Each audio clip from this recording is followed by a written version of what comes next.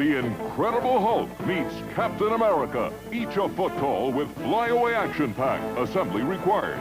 Just hook up the flyaway pack, and here comes Captain A. Avalanche! This is a job for the Hulk. The Incredible Hulk with the waist that's mean, lots of muscle and skin that's green. You can make 'em fly. Captain America and the Incredible Hulk, both with flyaway action pack, each sold separately by Mego. Who calls me from out of the pit?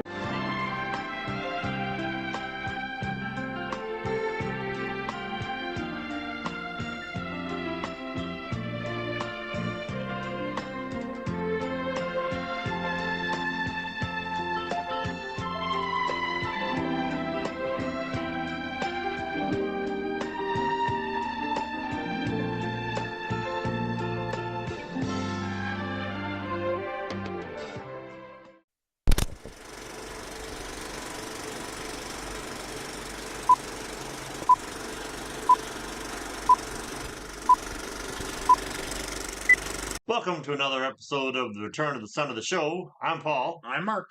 And tonight we're going to be talking about something a little bit different. Something I like to call the Tarantino edition of Captain America. The Tarantino edition. I thought it was more the Cappuccino edition. Well, they're both the Tarantino, Cappuccino. They're both Italian. We've lost our entire Italian audience. Yes, we're watching the Captain America 1990 director's cut.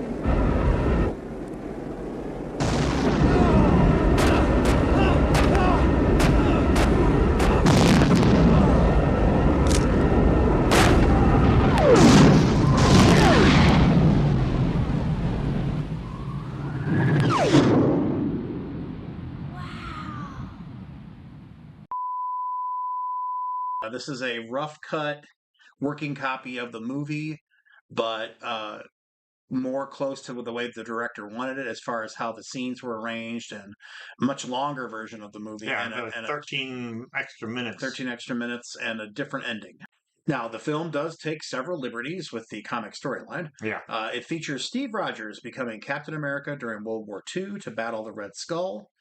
He is launched on a rocket towards the United States. He's frozen in ice, and he's subsequently revived in 1980s-ish, 90s-ish United States, and he ends up trying to save the United States, the President of the United States, from a crime family that dislikes his environmentalist policies. And so, we'll talk about that. It was written by a screenplay by Stephen Tolkien, not of Tolkien fame, and also based on a story by Lawrence Block, not that Lawrence Block. So Larry Block and Stephen Tolkien, directed by Albert Pyun, who is famous for, I believe he did Cyborg. He did a bunch of B movies. Yeah. And produced by Menahem Golan, who is the famous Cannon. Produced all the Cannon movies. Oh yeah, Golden Globus. And you could feel the Cannon influence. Feel the Cannon. Yes. And our film stars Matt Salinger. Yes, that Salinger, J.D. Salinger's kid, as Steve Rogers, Captain America. Did J.D. Salinger only have one kid? He had a daughter as well. Oh, so he's not keeping it. He only wrote one book. Right. No, just he had two kids, I guess. Ronnie Cox in a rare good guy role as President Tom Kimball. Ronnie Cox is the name I can never equate with Ronnie Cox. No. Yeah. I don't know why he doesn't look like a Ronnie. No, he doesn't. Scott Paulin as Tadzio DeSantis, who you may not know is the Red Skull in this. the national treasure that is Ned Beatty as Sam Kolowitz, the president's best friend. And then we have three young actors. We have Garrett Ratliff as a young president. We have Massimiliano Massimini as a young Tadzio, and Thomas Beatty, Ned's son. Oh, interesting. As young Sam. Oh, As yeah. young Sam. You know, That tracks. That totally tracks. watching that scene, I'm like, man, how did they get Yeah. somebody that looks that much like Ned Beatty as a child? Yeah, there we go. And then Darren McGavin of Loud fame as General Fleming, who in this case is a bad guy. So Darren McGavin going, I don't know, he didn't really do bad guys, did he? Not to my knowledge. No. So he went against type as well. And Bill Mumy from Lost in Space fame as the young Lieutenant Fleming, the young General Fleming, when he was a lieutenant. And then the beautiful and talented Francesca Neri as Valentina De Santis, the Red Skull's daughter. No relation to Rosalba. No. And Michael Nuri as Lieutenant Colonel Louis, who I believe is the guy in the beginning of the movie, or in the scenes where Captain America is created. Oh, yeah. And then Kim Gillingham as Bernice Stewart and her daughter Sharon. So she plays both Bernice and Sharon in the movie. Steve's love of the past and dual love of the roles. present. Yes. Still just as creepy when you think about it. Yes. Melinda Dillon so both her and Darren McGavin of Christmas Story fame. Yeah. So she's Mrs. Rogers. She's Steve's mom. And then Carla Casola as Dr. Maria Vaselli, who is the creator of both the Red Skull and Captain America. Yeah. And then Wade Preston, who do we say he's the poor man? Poor man's. The poor man's Stacy Keach. Yes, the poor man Stacy Keach as Jack Cooperman, Bernice's husband. And so that's, actually for back then, It's a solid it's cast. a solid cast. Yeah, it's a solid cast. Yeah. So released in 1990, too much. We'll talk about that. Not too much fanfare. Yeah. But what Whatever the opposite of fanfare Yes. is, that's what it was. Yes. It had much of that. Yes. Okay, so the original Captain America movie Yes. is it's a B movie. Yep. So is this, honestly. Yeah. It's not without its charm. I actually enjoy it for the campiness that it is. It's like a little time capsule. When we saw it, we saw it on video Yeah. because it didn't hit theaters Nope, not in as much as I can remember. It did, not in America. Oh, okay. And but I liked it in the same way I like Corman's Fantastic Four, Mhm. and it's a step above Red Brown's Captain America from the 70s. Yeah. Who this was before the days of constant cameos because they would have dragged him in Oh, sure. for whatever because he's all we had. Because the guy that played the Captain America in the movie serial, I believe, well, he's long dead. Mhm. But no, I enjoyed the original for what it was. I mean, you have to remember it's all we had at the time. Yeah. I remember enjoying it too. Yeah. And because it's really all we had. Yep. I mean, it was our first big Marvel Yeah. in a while. So, yeah. But as for the director's cut, man, this movie is really, really good. One thing since it's a working copy, Mhm. I love the grainy film grain, which is something that I miss about movies. I miss movies looking like movies. Yeah. So that already happened with that. And the fact that if you play this movie from start to finish the way the direct-to-video release. the direct-to-video release, I was trying to remember what that was. That was so long ago. It's not DVD. It's not. direct-to-video. Yeah. The direct-to-video release played start to finish in linear fashion is like super cheesy. It's really just kind of like I can't figure out any other way. It's a very cheesy kind of feel to it. But doing this the way the director originally wanted it, with all the switches back and forth of the timelines and like the scenes towards the end when like Skull and Cap are fighting. Mm-hmm. They're doing the World War II Skull and Cap fighting. Yeah. And the fact that it starts out with Wally Cox, Ronnie Cox as a kid. Mm-hmm. I loved it. I honestly this movie is so good this way. It irritates me so much that what we got now back then, like I like what if and get off on a rant. What if this movie had gotten released this way? Like, and people saw it and went, "That's interesting. It's not just a campy, Right. superhero movie." Like, what would have happened after that with the entire MCU? Sure, Who sure, knows yeah, what that who would have knows, yeah. that would have been? And Yeah. but no, long story short, I loved it. Yeah, I think the mixing up, and that is, this is in that way a Tarantino version Yeah. because the timelines are so mixed up. I thought it made it a much better movie Yeah. that way, and a much more, like, I agree with you. It went from campy. Now, granted, there are still some campy It's parts. Captain America. It's still right, but it's darker. It's a little more sinister the way they cut it this way. Mhm. And so you get, because they're not in the linear chronological fashion, you just get the whole scene. So there's really no tension. This puts a lot more tension into it because you're just getting bits and pieces of the scene. Yeah. So like you said, it raises up the level of sort of excitement and tension that you got the past battle and the current battle Mhm. between the two of them. So yeah, I think in that way, mixing it up worked a lot better. And like when Cap and Bernie go to what's it, Sharon? Sure. When Cap and Sharon go to the secret base, if you're now having seen the original version of it, you kind of know things, but it's like they go to the original base towards like in the last half of the movie, and he basically just like kicks down a wall, and we're like, what the hell is he doing? Yeah. And then you go down into this thing, and there's a lot of mystery in it, Correct. and it's like it's a with the budget they had and the story they had, by shifting it around, it takes on a more sinister tone. It takes on a mystery tone. Yeah. And that just makes it such a good movie. And quite frankly, you forget, and I didn't think about it till the very ending monologue over the end of the movie.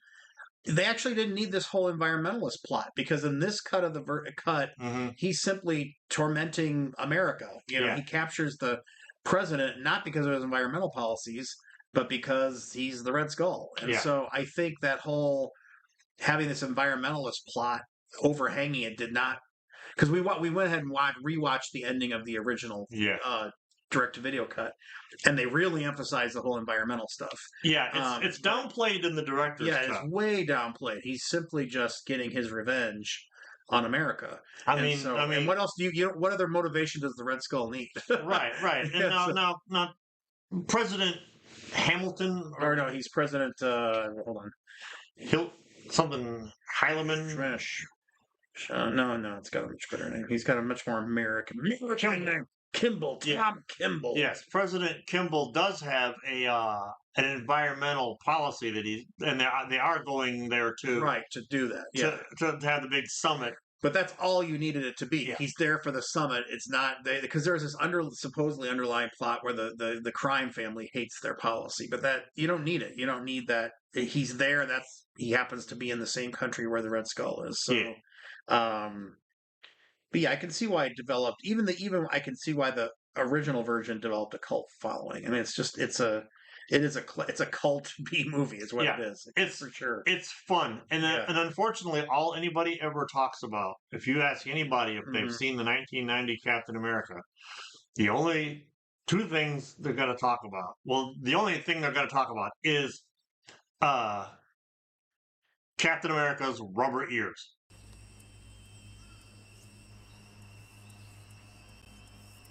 Because with the mask, in order to make it work, they couldn't have his ears stick through, so they have rubber ears on, and sometimes you can see where they're like flipped out a little bit. Oh, okay. I didn't pay attention. Well, especially in this version with the film grain and the pops and the squeaks, you don't see it as much. I think the other thing people would say about this is they made Red Skull Italian. Yeah, that was the big complaint. Yeah, was that Red Skull was Italian. Well, it was canon. Yeah. Well, I mean canon. Well, it was filmed a lot. Yeah, they did. Yeah, at least Golan does, the producer, and so he. But I mean, they made it work. I mean, don't forget the Mussolini and the Italians were fascists as well. Yep. So I mean, maybe it's a little weird that they had the Nazi flag hanging there, but I don't. And I although I'm sure They probably did in Italy. So I think it worked. It doesn't bother me that he's Italian. It doesn't matter that they changed that. I mean, I kind of like the fact that they set up the whole brother thing, the fact that they're both super soldiers, super soldiers, some kind of serum. Yeah, his Red Skull's isn't quite perfected yet. Correct. But then, of course, the scientist escapes to the States and perfects it with good old American know-how. Correct. And next thing you know, we got Captain America. Which I like that idea. I like the fact that, it's kind of analogous to the V1 rocket creators coming over and creating space rockets for us. So they perfected their testing. So yeah, I thought that connection between the two. This one works, whereas in the newer James Bond movies, where suddenly he and Blofeld are related, didn't work for me. This works. The fact that they both are cut from the same, two sides of the same coin. I think works as a nice reference. So that was good. I love the speaking of James Bond, I love the very much 80s sort of James Bond feel to it, with the helicopters, and they ride motorcycles out of helicopters and to chase Cap. The very slow Porsche chasing a Fiat race because they rented the Porsches. They didn't want them to get them wrecked. So yeah, there's that. But the Italian look, the look of all the henchmen and his daughter and her henchwomen, I thought that worked for me. I thought that was clever. It works in a way that when you consider it's the end of the 80s, early 90s, and everything was still very 80s looking. Yes. And that look was still popular way back then. Oh, yeah. Because his daughter looks like she stepped out of a Patrick Nagel drawing. I mean, pretty much. Yeah, pretty much. Yeah, all she needs is a Lucky Strike. Yeah. And a Panther. Yes. So, yeah, I think having them skip around was great. I also love the fact that all right, not to be a gatekeeper, but I do like that his costume is comic book accurate. It looks okay. Yeah. I mean, it doesn't, for being sort of spandexy looking, it looks good. Well, yeah, and they explain why. Like in these kind of movies, and don't get me wrong, I love these movies, but in these kind of movies, they have, like Hollywood or whoever have this idea that we have to ground everything in reality, and we don't really have to. Like, we don't have to have a tactical stuff. It doesn't have to look like something just, you can get away with a costume. Right. With a good budget and that kind of thing. A costume doesn't even, you don't even recognize, you don't notice this guy's running around in a red, white, and blue suit of spandex. Right. Fireproof asbestos spandex. Yes. And the fact that all they had to do when they're on the plane, with when Cap's on the plane with the general, and who gets old and looks like the grumpy guy from Labyrinth.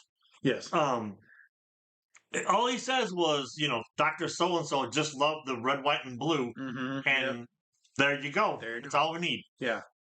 Yeah, I mean, I think the new Superman movie has proven that spandex works. That's what I was trying to get at, but I couldn't make my brain work. No, that's okay. Yeah, the new Superman, the new James Gunn Superman makes the spandex, the comic booky look work. Yeah, it can work without being silly. And I loved the name dropping in the beginning. Yes. When they're like, did he have a trident? Well, no, and it's not Submariner, right? And it's not the Human Torch, right? That was great. The world building for this movie. It could have been the Marvel. Yeah, they could have had an end scene with the Human Torch. Is it Oscar-winning material? No, but it's fun as a B movie. It's a damn good B movie superhero movie. Yeah, it is. Yep. And then I wrote some funny notes as we were watching it too. So we had a ball with this. Yeah, we had a ball. So I love Cap smoking. Yeah.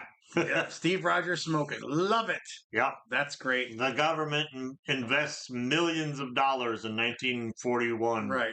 And Captain America just lights up the cigarette like... Because it was good for you. Yeah, it's good for you. Healthy with a beard. Healthy, yes. And then I put shoots guns, Yes, he does. and he did, boy, and he kills Nazis. Cap kills Nazis, as Yeah. was the style of the time. Correct. So I mean that works too. That all worked. I mean the only thing that didn't work for me was how easily and it all happened off camera because clearly they didn't have the budget. But the fact that the president was so easily kidnapped, apparently without much fanfare. Yeah. Well, now here's the thing about that. Yeah. I thought about it afterwards. Okay.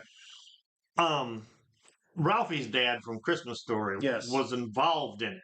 Oh, that's right. So, yes, Yeah. you're right. So that's why it was so easy. Yep. Okay. Scratch all that. Rewind. Perfect. Good. See, another good reason to the movie. Yeah. I mean, I like the I like that. I agree with you. The way that the movie starts with the two kids Mhm. who then grow up to be president and Yeah. newspaper man. I mean, I like that idea because at first you almost think the little boy being put to bed before the actually rocket comes might have been Steve Rogers. Right, right. So I kind of found that Yeah. kind of cool. Well, Little toe-headed, you know. yeah. If I remember right, in the original version, Mhm. like, which is played out linearly. By the time we get to the part where the rocket gets launched and Yeah. it's about to hit the White House, there's just some random kid walking around. Oh, look, Yeah. click. I'm gonna be president one day. Yeah. And then lo and behold, He's he becomes president. Yeah. It's not Cheesy. It's cheesy. yeah. Yeah. As much cheese as this version has. Yeah. And there's a lot because it's 1990. Yeah. It doesn't have that kind of cheese. Right. You know, the cheesiest thing is the Captain America thumbs up, which is one of my favorite thumbs ups. Yeah. I mean, even the I mean, and granted, it's early. You know, this is all pre-Matrix, all before everyone had to have super ninja abilities. Mhm. I mean, so the fight scenes were him and Red Skull fighting was pretty cool for back then. Yeah. He does the classic flipping around the cartwheel to grab the shield because it's laying behind him. Mhm. I mean, that's kind of a classic. They did do some homages to the comic book, which Yeah. I liked with the fighting. Yeah. It does the thing that, like, movies in the 2000s, like the Bourne Identity movies, Yeah. does that after a while gets nauseating because it's in every movie. Right. But in this movie, in 1990, some 10 plus years earlier, Yeah. it does in the combat scenes, it does the quick cuts, Yep. which make it work. Right. You're tired of it now because, man, like a dude can't even, what was it in the Liam Neeson movie where he jumps over the fence? There's like 27 cuts of the stuntman jumping over the fence. Yeah. But so it's old and it's tiring. But back then, like the fight scene reminded me of the really quick cuts. It reminded me of in when Cap finally has had enough and he's kicking the crap out of Red Skull. It Mhm. reminds me of the scene in Commando towards the end when Bennett's got Arnold on the ropes and Arnold just like gets his second win and just like it's like 27. Yeah. It's so that speed makes it work. Yeah. It was a slugfest. Yeah, They yes. just punched the hell out of each other. Yeah, And that was refreshing. yeah, that's what I like. Little people hitting each other. Yes, yes. The rapid cuts of the fight scene also kind of was how they could show the fact that Cap is faster and stronger than Correct. the normal person because a normal human can't move that fast. Right. But these cuts make it seem like it's just more dynamic. Yeah. I also like the Ronnie Cox character. He was tough as nails. Yeah. He fought as much as Captain America did. Yeah. Let's talk about the ending. What'd you think? It is different. It is better. Yes. Okay. I mean, the James Bond ending in the original with the countdown to nowhere Yeah. doesn't make any sense. So you can tell that's kind of reshoot stuff Yeah. that they ran in after the director was done. I But don't know if you remember, but the Red Skull suddenly out of nowhere has a nuclear device Yeah. that looks like a James Bond nuclear Yeah. device because little parts of it are coming up as the countdown goes. Yeah. And he's going to take out all of Southern Europe, as Yeah. it says. because he's just like, I can't. This'll do. Yeah, I My can't plan win. didn't work out, so this'll do. Yeah. Even though everything I was doing was about America and the environment and stopping environmental policies, I'll just nuke Europe. It's Whatever, it's yeah. fine. It's fine. I'm taking you, Captain America, my daughter, your girlfriend, and and 11 billion people in Europe. Yes. But yeah, or million. So yeah, that was very cheesy compared to Cap. Just in this version, Cap just demoralizes him. I mean, It plays out really dramatic. Yeah, it does. Yeah, That's the thing about this movie. yeah. Yes, it's a B movie. Yes, it's a B movie superhero Mhm. movie. But the level of melodrama in the Mhm. best possible way, like it's almost like they didn't know they were making a B movie. The director took what he had, molded it into this really great, dramatic, dark adventure, Mhm. and that the finale reflects that. Yeah.